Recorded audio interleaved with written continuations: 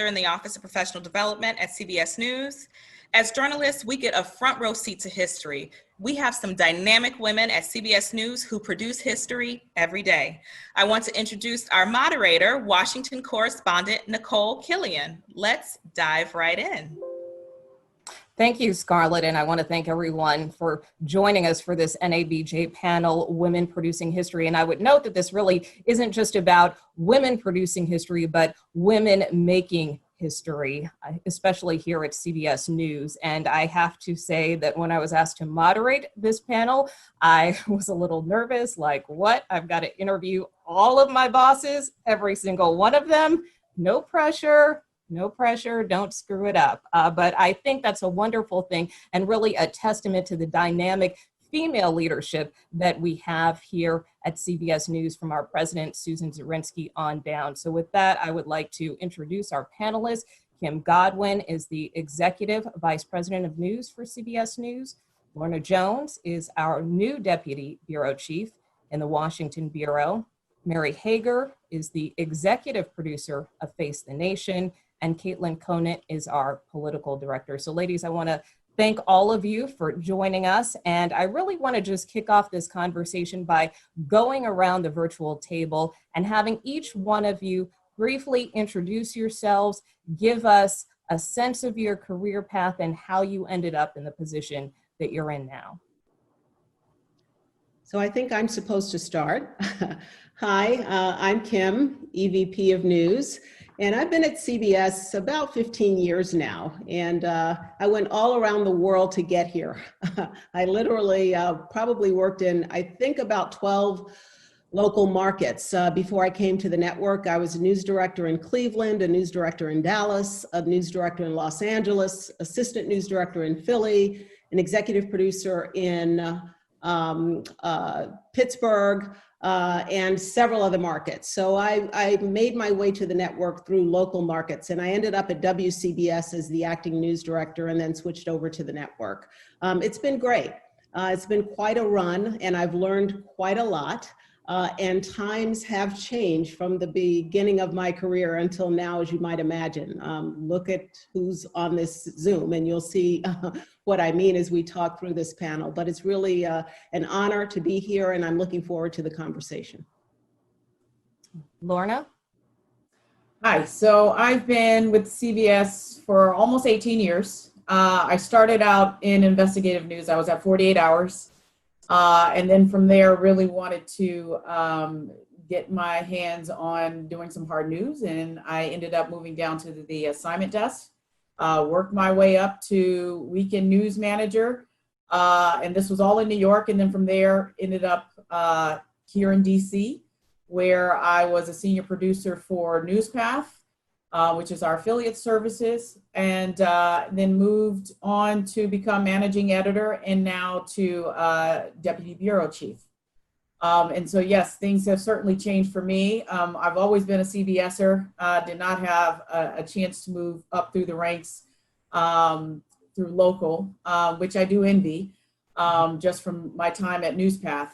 But here I am, and you know, there's a lot of things that have been changing from when I started to where I am now, certainly with CBS, and I'm excited about the future and what it presents. And Mary?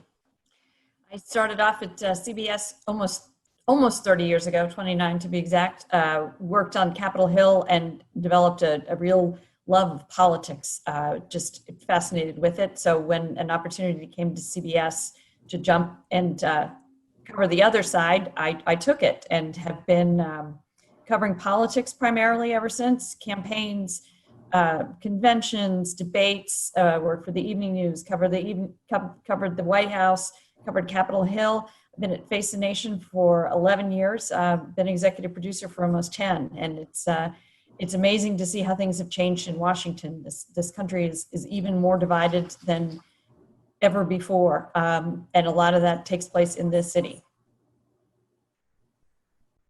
And Caitlin? I feel like a newbie, even though I feel like I've been at CBS for a long time, but it's only been 4 years. I actually, like Mary, I'd worked in politics and campaigns, many of them losing campaigns, on and off for about 10 years. And I was unemployed after a losing campaign and was lucky enough that a job opened up at CBS, working with Mary. And I had worked with Mary on the other side of things for a very long time. And I knew I didn't want to do politics anymore, but I still loved it. I just didn't really want to work for a politician anymore. And so I made the jump, and it was the perfect move for me. I started out at CBS in a media relations communications role, working with our stellar PR shop. But I also got really hooked on breaking news, like the thrill of driving headlines, working with Mary and at the time John Dickerson, who was the then host of Face the Nation, and later our current moderator, Margaret Brennan. And so when the political director job opened up 2 years ago, I thought, why not? And I raised my hand for this crazy ride. And I knew it was going to be an unprecedented cycle, but I didn't imagine what we're currently living through, and that I'd be doing this over Zoom with all of you. So here we are. But it's been really, really great. And I've loved my time at CBS. And there's obviously been a lot of exciting changes in media just over the course of my 4 years here. And I think that's a great way to segue, because it really has been quite a news year. Of course, it started off with the impeachment, and then the kickoff of the 2020 campaign. Then, of course, coronavirus hit, and then we saw the racial unrest that unfolded in the wake of the death of George Floyd. So, Kim, I want to start off with you. I mean, where do you start? How do you manage and balance coverage of such major stories all at once? You just do it, because that's what we do. And you can't overthink it, right? Most of us, well, all of us, right, are people who come from communities and have families, and we know what people are talking about, thinking, worried about. And I think we approach it from our humanity first. And that makes it a little easier, but there's a lot of pressure, because you want to get it right. You want to make sure that you're not leaving anything out, and you have a finite amount of time. So you have to make some difficult decisions. I think it starts with being well read, taking in a lot of information. And I'm sure all of us have different ways that we do that, from different websites and apps and digital places and television and radio, and as much information as we can gather. We do that every day, all day, basically. And then, you also talk to your friends and neighbors, and what people are worried about and concerned about. And so the biggest stories that we've looked at recently, obviously COVID-19 and the George Floyd protests, and the protests that have come out of that. And Washington has been a common denominator, like for the last 3 years, just overwhelming in its news coming out of Washington. You just have to take it 1 minute at a time, 1 day at a time, and then just try to organize it as it comes, right? And decide in the moment what people need to know right then that day, because it's going to change from CBS This Morning to evening news to, obviously, by the time we get to Face the Nation, it's a wrap up of the week. And many times new things have happened by the time you get to Saturday and Sunday. It's just ongoing. So you do it just by gathering as much information as you can, trying to keep it organized in your mind, and then just attacking it from being a person before anything. To me, it's more about just attacking it from your humanity before the journalism. And Lorna, you led CBS's coronavirus coverage for many months. So there are so many threads, so many angles to this story. How do you decide what gets on air? It depends. I think usually what the focus was early on was just really trying to focus on what states were starting to shut down, what was the latest information in terms of understanding the virus. I think that was key. And also knowing that we just had no information, that this virus was completely new, even to scientists, and they still don't quite have their arms wrapped around this virus fully. They're still understanding it, and still, seeing all kinds of different symptoms crop up. Initially, you heard, the guidelines were don't wear masks, you don't have to wear a mask. Now it's everybody needs to wear a mask. Certainly, you know, the story was just ever evolving and making sure that I was on top of the latest, especially in terms of the science and understanding that portion of it, and making sure that all of our platforms were aware of what the latest science was, and also making sure that we were fact checking things and making sure that what we were reporting was concise, was correct, and making sure we were putting out the latest information. And so, yeah, that certainly makes it for a crazy busy time, especially because it's a huge story, but it's an important one as well, because this country and really the world has not seen anything like this for since 100 years, since the Spanish flu, right? So that was 1918, here we are 2020. And I don't think anyone thought 7 months ago, that we would be where we are right now, certainly as a country, and as, you know, globally, really. So it's been, like I said, ever changing, but just staying on top of the science. And now you see that they've been developing a ton of these vaccines and therapies that do look quite promising and encouraging. But still, at the same time, it is our jobs as journalists to still reinforce kind of the guidelines that the public needs to know, and to make the right decisions on whether they choose to follow them or not. And go ahead. No, I was just going to add on to it, Lorna. She was talking about how do we keep up with information, and leading that task force had to be it was a big deal. But the power of CBS is that we're all invested, right? So we talk a lot. So at 9 o'clock, the whole network is on a call. And so there's a lot of input from a lot of people, and out of each call and then Lorna led the coronavirus task force call at 11:15, but out of each call where anybody can get on, right, and hear the information, ask questions of our experts, ask questions of our political machine, whoever can ask. The different beats that we had, and what nuggets that they had, and what they could add, and so we could all compile and put them together. Yeah, and then we send out notes so that everybody gets the information. But the beauty of CBS is the fact that everybody can contribute and is part of the conversation. And, you know, Kim, I know very early on when this pandemic broke out, you made a point of highlighting the impact that COVID-19 has particularly had on communities of color. And why do you feel that was important why do you think that was important for you to raise? And if you had not, do you think it would have gotten the attention that it deserves in the news division? I think it took a while, right, for it to pick up. But I will tell you simply how I got on that bandwagon quickly. One, I'm from Queens, which was the epicenter of the outbreak in New York City. So I knew those neighborhoods, and I'm looking at the people standing outside hospitals, and I knew that they were majority Black and Latino neighborhoods. I was looking at the food lines, et cetera, outside my own door, right? So I was just very familiar with where this was happening. But then David Begnaud went into one of the hospitals, and it was early on in the crisis that he got into an ER. And he came out of there, and I started questioning, who did you see, whatever. He said, Kim, 95% of the people that I saw in beds were African-American men.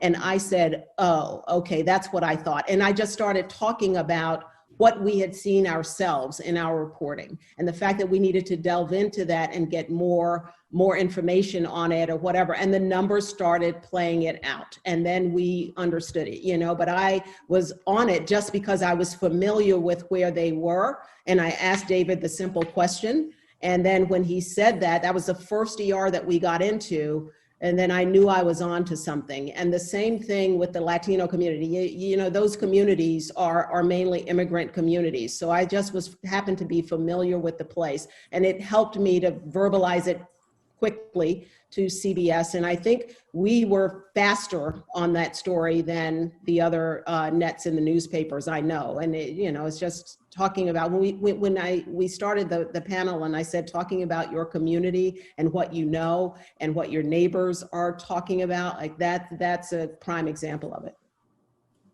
And I wanted to turn to the politics of the pandemic as well. Caitlin, of course, you and I, we work quite closely together on the political unit. And I think the last time I was even on the campaign trail was back in March on Super Tuesday. Within days, everything shut down. And I know you have been planning for this election for months, probably years. So how have you had to pivot? It's been an adjustment, to say the least. Basically, our campaign reporters, there was going to be a natural pause anyway, because they went from this huge, sprawling Democratic primary that ended pretty quickly after Super Tuesday, and they were going to have to adjust beats because they'd been chasing Elizabeth Warren around and Michael Bloomberg and Pete Buttigieg. And what we didn't expect, that the campaign was going to go from a pause to a sudden halt.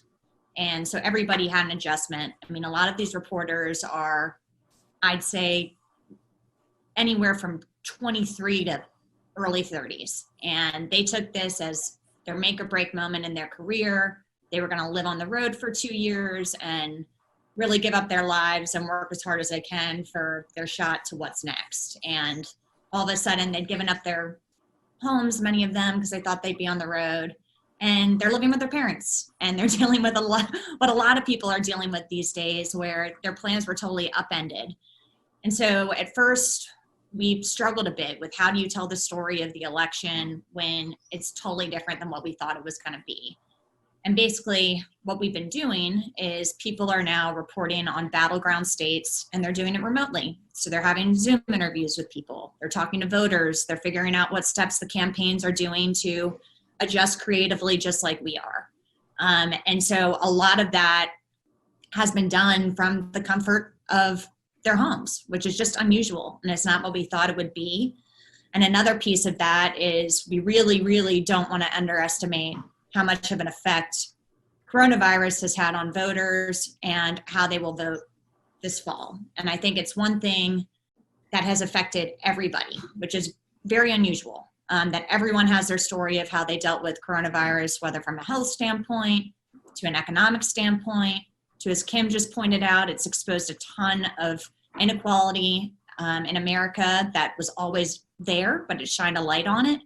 And so I think people are really wrestling, and we've started a series called The COVID Chronicles, where they focus on 2 industries a week in battleground states, and just talk to people about how their lives have been upended and what's changed for them. And we're going to go back and talk to them again, all of them, ahead of the election, and just see if it's shaped what they think about federal government or not. So in a lot of ways, we're doing what we would have been doing if people were physically living in states. And I'm hopeful that people will actually be on the road again at some point, because you do miss out on little things like getting a different perspective just from meeting a voter and having an organic conversation. And it's hard to do that over Zoom, frankly. A lot of it comes from, you gain trust with people, whether it's sources or voters, and it's just harder over the phone when you can't just sit down and get to know somebody. But that's how we've adjusted, and our focus is making sure that everything isn't treated separately, and that we realize that the health of coronavirus, the economy of coronavirus, and what we've seen in terms of protests across the country regarding, in the wake of the death of George Floyd, and just anger that's there over systemic inequality, seeing how that all affects people's votes. And politics is going to be those issues. So that's what we've been focused on. Yeah, certainly a story that never stops. And speaking of that, in terms of our White House coverage, certainly the White House and the president have taken a lot of heat for their handling of the pandemic, although the administration insists it's doing a good job. I want to take a second to take a look at an exchange that our colleague Weijia Zhang had with President Trump a few weeks ago. Said many times that the U.S. is doing far better than any other country when it comes to testing. Yes. Why does that matter? Why is this a global competition to you if every day Americans are still losing their lives and we're still seeing more cases every day? Well, they're losing their lives everywhere in the world. And maybe that's a question you should ask China. Don't ask me, ask China that question, okay? When you ask them that question, you may get a very unusual answer. Yes, behind you, please. Sir, why are you saying that to me specifically? I'm that I telling should you. ask I'm China? not saying it specifically to anybody. I'm saying it to anybody that would ask a nasty question like That's that. not a nasty Please question. go ahead. Why does it matter? When Okay, anybody else? Please, go ahead in the back, please. I have two No, questions. it's okay. But We'll you go over pointed here. to me. I have two questions, Mr. Next, President. please. But you called on me. I did, and you didn't respond, and now I'm calling on Sorry, I just the wanted young to lady in the back, please. I just wanted to let my colleague Okay. finish. But can I ask you a Ladies and question, gentlemen, please? thank you very much. Appreciate But it. you called Thank you on- very much.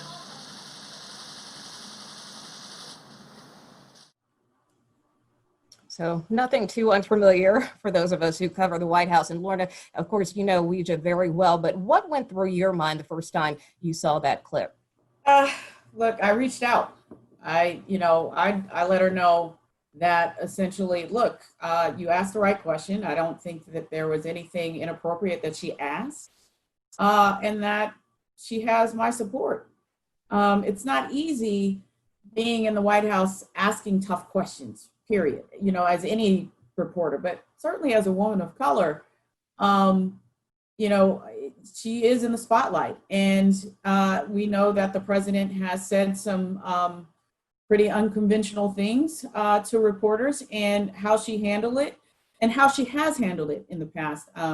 She's handled it with grace. And I just wanted to let her know that she had my support and that she asked the right questions, and just to continue to wear your journalist hat at all times. And so it's tough being in that situation and being singled out in the manner that she was, but I thought she handled it well. And I want to transition to you, Mary, because this is something that you contend with frequently, this balancing act of, trying to keep top officials in the administration, including the president, accountable. You, of course, work very closely in your capacity as executive producer of Face the Nation with host Margaret Brennan, who was the second woman in the show's history. So I want to take a look at a clip from your show as well, when Margaret recently interviewed Surgeon General Jerome Adams. Because you are wearing a mask, you are clearly trying to make a point. At the beginning of April is when the administration started telling the public to wear masks. But just the last time you were with us here on Face the Nation, March 8th, you said this. Let's listen. And stay safe by washing your hands, by covering your cough, by staying home if you're sick. Masks do not work for the general public in preventing them from getting coronavirus. Right. And the week before that, you tweeted in all caps, "Seriously, people, stop buying masks." You said they were not effective. Do you regret saying that? Well, it's important for people to understand that once upon a time, we prescribed cigarettes for asthmatics and leeches and cocaine and heroin for people as medical treatments. When we learn better, we do better. And the WHO, Are you the saying CDC, at that time you did not know, because the CDC in February was looking at asymptomatic transmission of the virus? We were looking at that, but the CDC, the WHO, and even in May, there was a New England Journal of Medicine article that still disputed whether or not masks were effective. We've learned more about asymptomatic spread. Up to 50% of people who can spread this disease spread it without having symptoms. And that's why the American people need to know that science is about giving the best recommendations you can. Yes. And when you learn more, you change those recommendations. Our recommendations have changed. Okay. Now, people of America, important to know you should wear a face covering. And we certainly do. When out in public. We certainly do take that advice, but I think you have to acknowledge that this mixed messaging has created confusion, and it has drawn into question some of the credibility of the administration.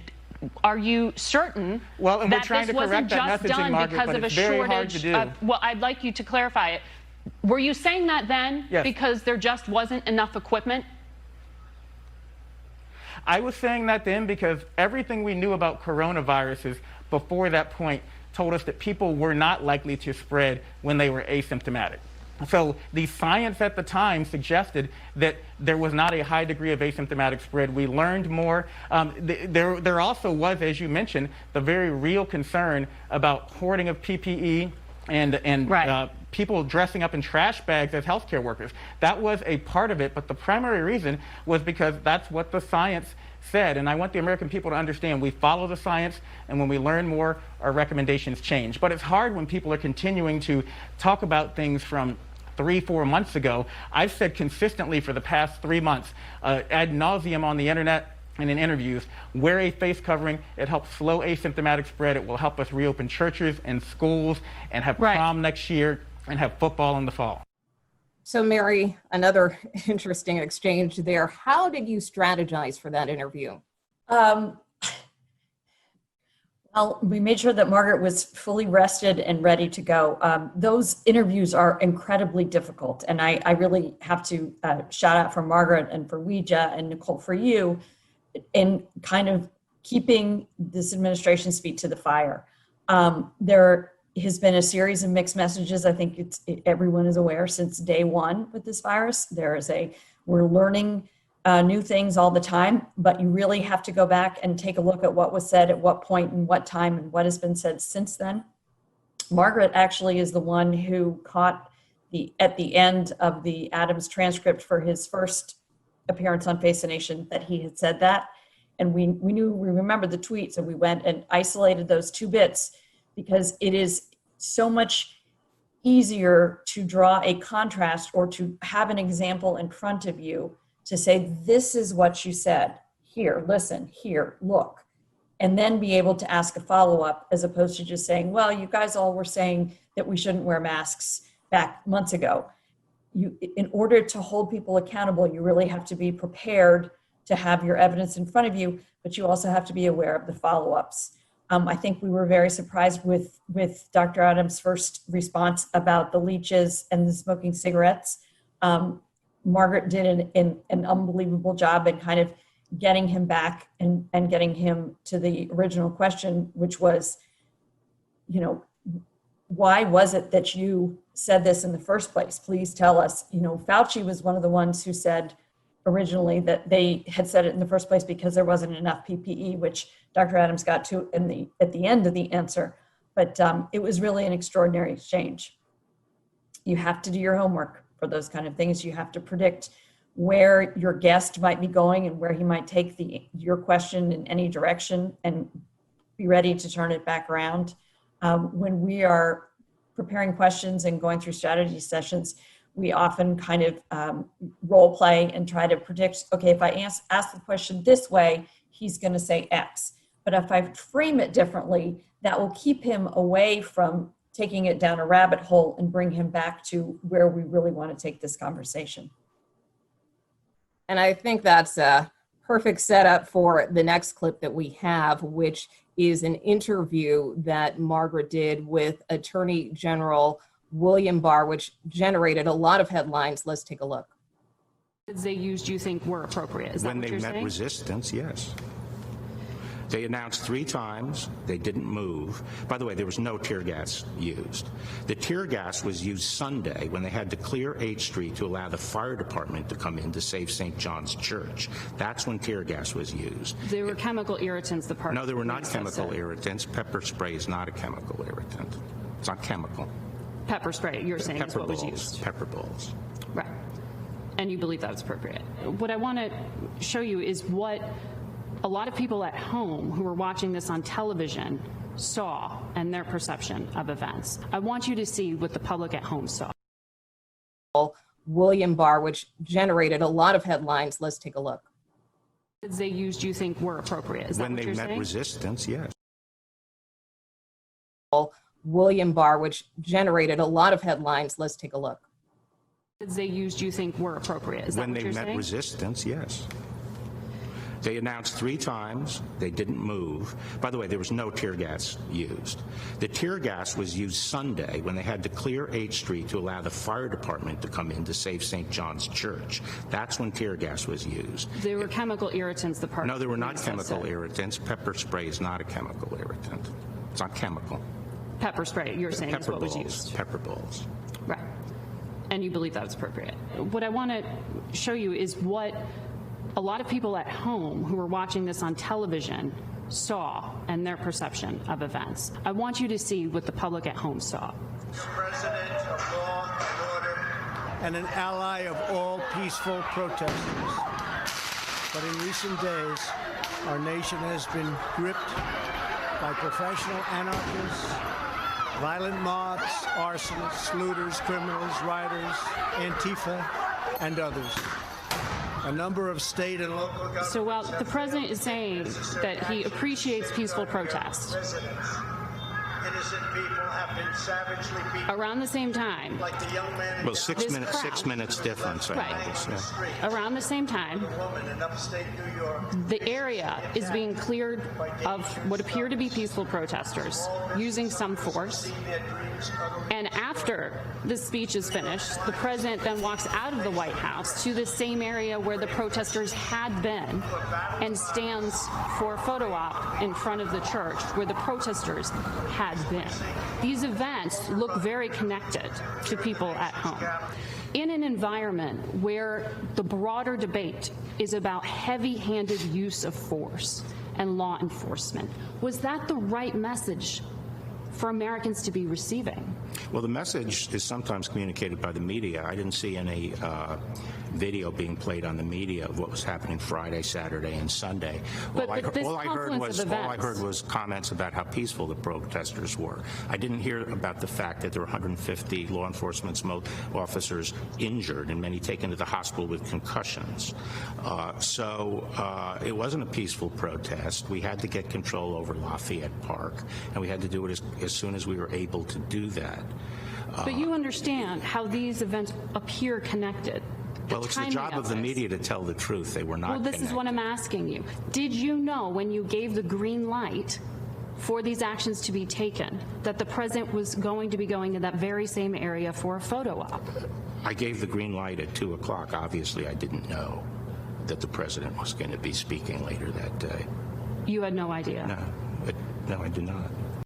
So again, that exchange, of course, stemming from the protest, the president's infamous photo op in front of St. John's Episcopal Church and clearing out Lafayette Square. And I really love that interview. I remember watching it in real time, and I feel like if you had a tub of popcorn, like you probably finished it all because it was a great interview. But, on a serious note, your show drives news for the week. So how do you look for ways to break news? In this particular case of the Barr interview, he wanted to come out. We heard from them early that he wanted to tell his side of the story. It went back and forth for a while. So we knew we needed to do a very, very, very deep dive. Margaret talked to the 3 CBS reporters who were on the scene, minute by minute. What do you remember happening? Did you ever hear them telling protesters to get back? Did you ever get any indication? And no. So she was very well prepared. We knew that it was big because it was really his first opportunity. He had held a press conference and kind of gone through his side of the story.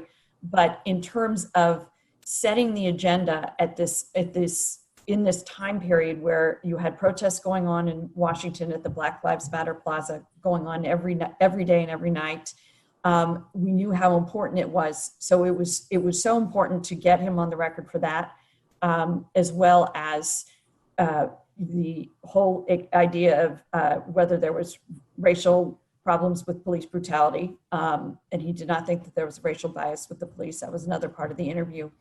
But we really try to get into what do people need to hear on Sunday when there is sometimes kind of a lull in the kind of action-packed things coming at you right and left to set the stage for the week.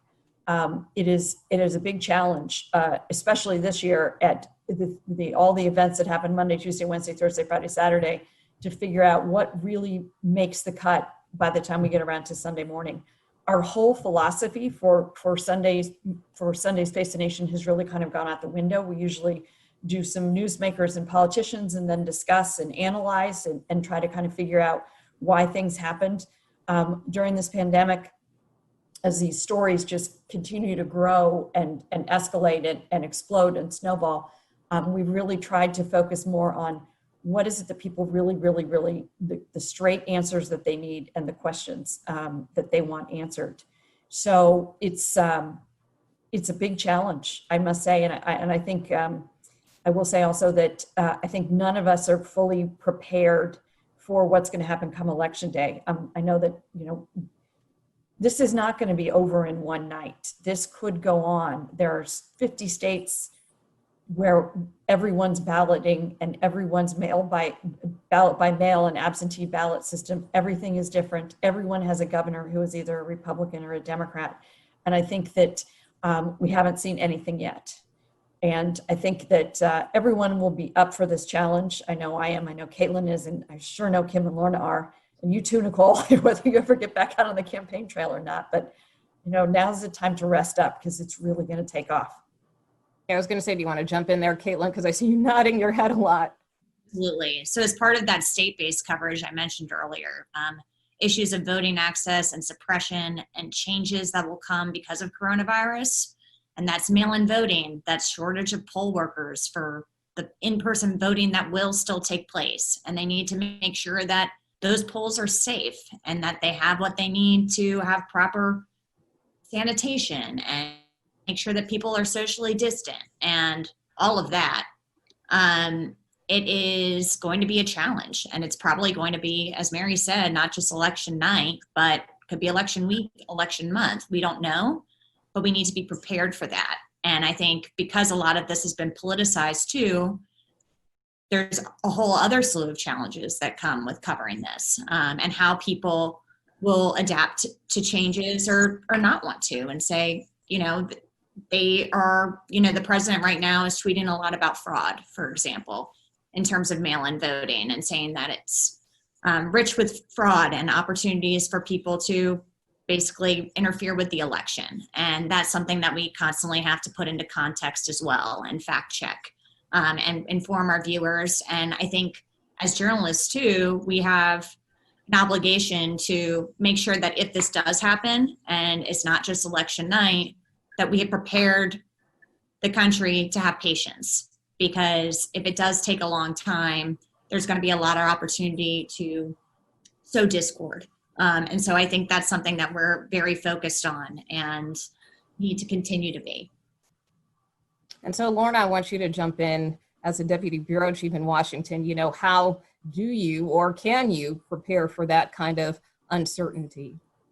I always tell people just to be as flexible as you can, especially in this business, because things change at the drop of a hat and plans fall through. So you have to have a plan A through Z, and then some, and then some, and then some. And so that's essentially what we've been doing, especially with this pandemic. It's unprecedented. And so we try to tailor it to our, what our team needs, making sure that they're first and foremost safe, and B, of course, the content, and deciding on being a bit more judicious in terms of what we decide to cover going forward, and what's going to, what our viewers are going to want to see. And so that's essentially kind of what I've been doing. I mean, this is week 2 for me. And so in terms of the decision-making process, that's exactly how I've been going about things. And certainly looking for input from Caitlin, from Mary, from Kim, from Ingrid, who is the acting bureau chief, and making sure that we're all talking and communicating. I think that's key. Yeah, I think just to add on to that, America expects us to get it right this time, right? And there are even more challenges than there were before. Recently, I've driven into the South, into the mountains of Tennessee, right? Social distance, far away, out hiking or whatever, but it's a whole different world than what I'm used to in the New York area, in DC. I was just like, it is so different. And we have to keep reminding ourselves as we're doing this reporting. Caitlin has reporters all over the country. We have bureaus all over the country to listen more to everybody, to make sure that we're being inclusive of all thoughts and ideas and talking to all of America, and not sort of cocooning, what we think. And it's not by design, right? You get caught up in the bar interview and this and the COVID headline and that, and there's a whole nother world out there of people who are not like in our world and who are focused on other things. So I know that we're very sensitive to that this time, to making sure that we are far and wide and in those communities. Caitlin has sent reporters to live in those communities so that we get more of a full picture of what's happening in America. Because when I left New York, and by the time I got to Tennessee, two totally different worlds. Everybody in New York had a mask on, mandated by the mayor and the governor. 95% of the people I saw in Tennessee did not. Whole different world, and not worried about it, not concerned, not staying away from people, it's just a whole different way of thinking. So it's important to us, and we talk about this in our editorial meetings, that we get the perspective of those people as well. Why? They have perfectly good reasons for why they are not doing that, but they are part of the American story as well. So it's going to be hard, it's going to be difficult, but we're trying to keep our eyes wide open and make sure that we are, you talked about the underserved communities, that's important too. So, for me, I'm not doing a show every week. I'm not, doing a show every day like some of our executive producers are. So I can sit back and look at trends and what we're doing and what we're covering and what we're leaving out, and remind people we have to get more and this and that. This Sunday, we're about to air a Latinx special in the COVID crisis. That's another community. When I talked about me looking at Queens, it turns out that the Latino numbers were higher than the African-American numbers when we looked at them. And Lorna was actually the one who came to me and said, hey, Kim, we need to do something more on the Latin community as well. And I said, great, yes, you're right. It's something we had been talking about. So it's like all of us always talking and trying to remember that the world isn't just us, and getting at and getting to and hearing the voices from people all across America. And it's not easy, but we're up for it. Can I piggyback off that real quick, Nicole? Kim made an awesome point, and it goes back to what you said in the beginning too, that it's like you have to talk to your friends and get out of the bubble and hear from people about what's actually resonating with them. And I think that's important as we make editorial decisions too, just in who's at the table and who's working on stories. And I think the political unit, and this is across the news division, but I think CBS tries to be ground up. And I don't pretend that I know everything. And I think we get input from people on the team who come from different race, different backgrounds, different income brackets, different geography. As Kim just pointed out, that's important too.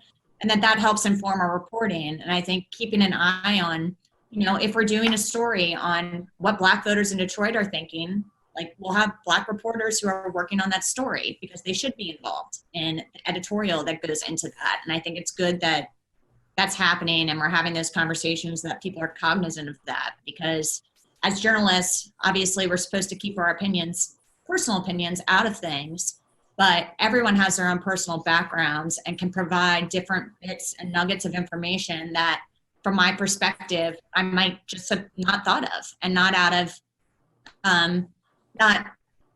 not because I just didn't think of it, but because I didn't even know I should be thinking of it, if that makes sense. So I think those are conversations we're all having, and that we really trust all of our reporters to do their job, and it's a group effort, and that informs all of our thinking and what actually makes it on .com or on air. It is the only story that I can remember that personally affects everybody around the world. And when you kind of take a step back and think about that, that is really overwhelming. But it just means that there's so many more viewpoints and so many more things that are important to people, and so many more people that are impacted, that I think it makes our jobs, I feel like that my job this year is more important than it ever has before, because there are so many people looking to us for information, looking to us for guidance, trying to filter through things that are coming at them so quickly and so, with no filter. So I just feel like I'm so proud of this news organization and all of the women in this group, particularly because we're dealing with it as best we can. And it really does go back to Lorna saying, be flexible. Producers all have a plan. And you first, when your plan gets messed up, you kind of But then you move on to the next, and you next and next and next. And I just think that we're going to see so much more of this year than we even have thus far. And I want to follow up with, and piggyback off of this too by asking you, Kim, especially in terms of doing a deeper dive on George Floyd. I mean, when you saw that video coming out of Minneapolis back in late May, did you know at the time or have a sense that this particular case would be a national lightning rod when it comes to race in this country? And, secondly, obviously, in the wake of that, we have seen a lot of news organizations, including CBS, take more steps to be inclusive, whether it's our company setting up a race and culture unit, other news organizations capitalizing the word Black. But do you think we're now seeing meaningful change or change that will last? I'm hopeful that we are. And I think that I'll start there. I'm hopeful that we are. When I first saw that video, no, I didn't know that it would be the lightning rod. I knew it made me sick. I knew that, it just was horrible, a horrible thing to witness. I knew that no one could deny what happened because the cameras kept rolling. We could hear the witnesses asking the police to stop. So it was there for all of America to see. And it, as all of America, I mean, the beauty of what gives me hope is that it wasn't just Black people who started marching in the streets. There were white people, young and old, and Asian people, like people of all ethnicities. There was America in the streets saying something is wrong here. And, actually saying Black Lives Matter. And some people didn't understand that either. What do you mean Black Lives Matter, all lives matter, which of course they do. But in this instance, this was it was a lightning rod for Black people in America because the voices have been muted for so long. And imagine, I've tried to say this on some of our calls and such, that in the Black community, you've been hearing these stories forever, but there were no videos, right? I don't think that many of my colleagues, some of them may, but I have a house in the hood in South Jamaica, Queens. And I did that. I also have a house outside of it, right? But most of the time I'm there. And I was there because I wanted to be part of the community. I wanted my daughters to be part of the community. We go to church in Harlem, et cetera, et cetera, et cetera. But I've had the police stop me. You know why? Because I drive BMWs. I've had the police draw guns on our car with my daughters asleep in the back seat. Because they were new cops in the neighborhood and didn't understand why this BMW was driving around to my mom's house, by the way. And I remember saying to them, oh, I understand why Sean Bell was killed now. You guys are new in the neighborhood. You see, I drive the BMW. I live right there. I mean, those kinds of things happen. I've been stopped several times, and I know exactly what it is. And I've always said to myself, thank goodness it's me driving and not my nephews. It's the reason I won't let him drive my car in Queens, because I'm afraid of what may happen, right? So you're all of that is what you bring to work into that experience. And this obviously gave an opportunity for Black Americans to sort of say, see, we've been telling you, and please help us. This is not just us. It's not just the Black community's problem. This is America's problem when this kind of inequity and injustice is happening. So I think that was a good thing. And then it spread bigger and wider because corporations, broadcast entities, networks like ours had to take a look at themselves too and see, what are we doing to help solve this problem? I've been reading Ibram Kendi's How to Be an Anti-Racist, and the main and also Robin DiAngelo's White Fragility, right? The main theme of all of it is for all of us to be an anti-racist, you have to fight against inequities. You have to intentionally fight against it. It's not a passive thing. And that inequities are not just for Black people though, right? Inequities, period. So, you know, you're looking at all the women on this panel. How about that? You know, when we had to go through that whole situation, and guess what? That's not over either. It's a continuous fight to make sure that we all have opportunity. And I think it's incumbent upon all of us to remember that and to try to fight against it and to hold ourselves first accountable and then the people around us.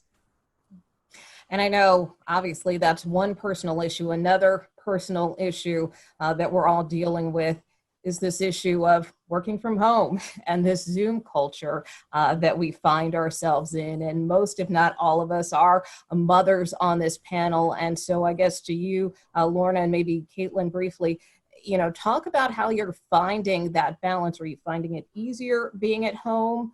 Is it harder? I'd like to hear your thoughts, especially because I know both of you have little ones. Yeah, I mean, this is where the flexibility comes into play. And so the whole idea of balance is a joke. I'll tell you that right now. It doesn't happen. I do what I can, and what I can't do, it's going to fall by the wayside. You know, the important things, of course, making sure that my kids are, you know, thriving and they're doing what they need to do. But look, I had to bring in a nanny to take care of the baby. He just turned a year old, and my oldest is 14, and he had just wrapped up middle school. He's a bit more self-sufficient and was able to kind of get through the school year and figure out all the online learning. And I helped him navigate it a little bit, but he was a trooper and was able to kind of get that going. But, you know, overall, in terms of the work, initially I felt a bit discombobulated. It's trying to figure out the rhythms, right? In terms of being at home and feeling like I'm not doing enough, when at the end of the day, I'm completely exhausted, because it's like Zoom calls are exhausting. I'm gonna tell you right now, at least for me. And so it's trying to make sure that I'm focused and I'm getting the most out of all the meetings that I'm in. But it's a challenge. You know, it certainly is a challenge and an adjustment, but I feel like I'm in a much better rhythm now than I was when I initially started out. Yeah, I agree with all of that, Lorna.